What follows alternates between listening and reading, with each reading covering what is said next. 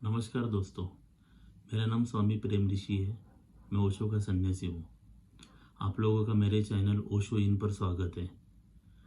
ये वीडियो मैं उन लोगों के लिए बना रहा हूँ जो ओशो को अभी अभी सुन रहे हैं या उनको पढ़ रहे हैं, और ये उन लोगों के लिए भी है जो ओशो के बारे में कुछ भी नहीं जानते। अगर आप ओशो को सही अर्थ में समझना चाहते हैं कि ओशो का विजन क्या है, वो क्या कहना चाहते हैं, तो मैं जो नए लोग हैं उन लोगों की बात कर रहा हूँ। जो नए लोग हैं उनके लिए मैं यही कहूँगा कि आप ओशो की एक प्रवचन माला है जिसका नाम है ध्यान सूत्र। बहुत ही अच्छी है।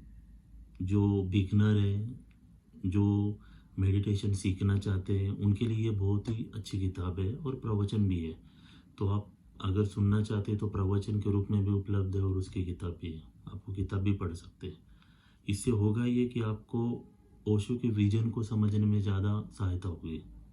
क्योंकि अगर आप सिर्फ ओशो को सुनते हैं, मैंने ऐसे कई लोगों को देखा है जो 10 साल 20 साल 40 साल से ओशो को सुनते आ रहे हैं, लेकिन कुछ बदलाव नहीं होता है उनकी ज़िंदगी में। मैंने तो नहीं देखा कुछ। अगर आप चाहते हैं कि आपके जीवन में बदलाव हो तो आपको ओशो को सुनना भी है और ध्यान भी करना है। मैं नए लोगों के लिए कह रहा हूँ ये कि आपको ध्यान भी करना है, ओशो को सुनना भी है। दोनों चीज़ें साथ में चलनी चाहिए। वरना होता ऐसा है कि लोग ओशो को सुनते तो सुनते ही रहते हैं, सालों तक सुनते रहते हैं, पढ़ते हैं तो पढ़ते ही रहते हैं। अगर आप पढ़ते हो सुनते हो, इससे होता ये है कि आप ज्ञान से भर जाओगे, और ज्ञान से भर जाओगे लेकिन ध्यान से नहीं भरोगे। तो आपको ध्यान और ज्ञान ये दोनों को साथ में रखना है। अक्सर ऐसा होता है, मैं बहुत लोगों से मिला भी हूँ जो ओशो को पढ़ना शुरू किए फिर पढ़ते ही रहते हैं लेकिन ध्यान नहीं करते। तो मेरा उन नए लोगों को यही कहना है कि आप पढ़िए भी लेकिन साथ ही साथ ध्यान भी कीजिए। आप जितना पढ़ते हो उससे ज़्यादा ध्यान कीजिए, तो आपको ओशो को समझने में ज़्यादा आसानी होगी। और जो समय है आपका वो व्यर्थ नहीं जाएगा अगर आप ध्यान करते हो तो। क्योंकि पढ़ना ज़्यादा आसान है, समझना ओशो जो कह रहे हैं वो बिना ध्यान के आप समझ ही नहीं सकते। एक बात तो तय है, आप ओशो को पढ़ रहे या सुन रहे, इसका मतलब ये है कि आपको अपने आप को जानने की जिज्ञासा बढ़ गई है, वरना आप उन तक आते ही नहीं। तो अपने आप को जानना बहुत ज़रूरी है। अगर हम अपने आप को नहीं जानते और ऐसे ही ज़िंदगी जीते तो उस जीने में और अपने आप को जान के जीने में बहुत बड़ा अंतर है। अभी मैं आपको एक छोटी सी बात बताता हूँ। मेरे एक दोस्त है जो महाराष्ट्र पुलिस में है। तो जब भी मैं उनसे मिलता हूँ, हम दोनों चर्चा करते हैं, तो वो मुझे बताते हैं कि उनके पास किस तरह के केसेस आते हैं। तो जब सारे केसेस में सुनता हूँ, उसमें से एक ही हमारा अर्थ निकलता है कि जो कुछ भी हो रहा है, जो कुछ भी केसेस उनके पास आते हैं, उसमें एक चीज़ का अभाव है। वो इसलिए हो रहे हैं क्योंकि लोग होश में नहीं है।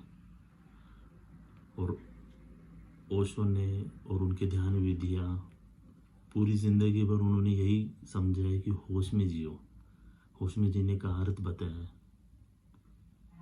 तो अगर आपको भी लगता है कि आपको होश से जीना है, मैं अपने अनुभव से कह रहा हूँ कि उन विधियों को अपना कर आप होश में आते हो। अगर आप चाहते हैं इस बेहोशी को तोड़ना है तो ओशो को सुनिए और मेडिटेशन कीजिए। वरना ऐसा भी होता है कि आप सिर्फ ओशो को सुनोगे, वो एक तरह की बेहोशी बन जाएगी। तो हमें उस तरीके की बेहोशी में भी नहीं जीना है, और अभी हम जी रहे उस बेहोशी में भी नहीं जीना है। बेहोशी को तोड़ना है तो ध्यान करना होगा। उस किताब में ओशो ने ध्यान बताया है, तो आपको वो ध्यान करना है।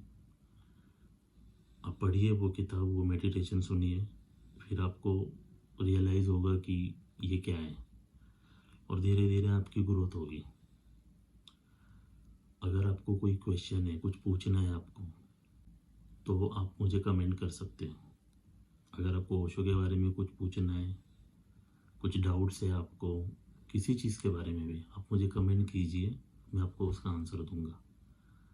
तो आज का वीडियो मेरा उन्हीं लोगों के लिए था जो नई शुरुआत कर रहे हैं ओशो के साथ। तो दोस्तों आज के लिए इतना ही। अगर कुछ होगा, आपको ऐसा लगता है कि आपको पूछना ज़रूरी है, तो ही पूछिए, तो ही कमेंट कीजिए कि कोई ज़रूरी बात हो। नेक्स्ट वीडियो में हम किसी और नए टॉपिक पे बात करेंगे। आज के लिए इतना ही।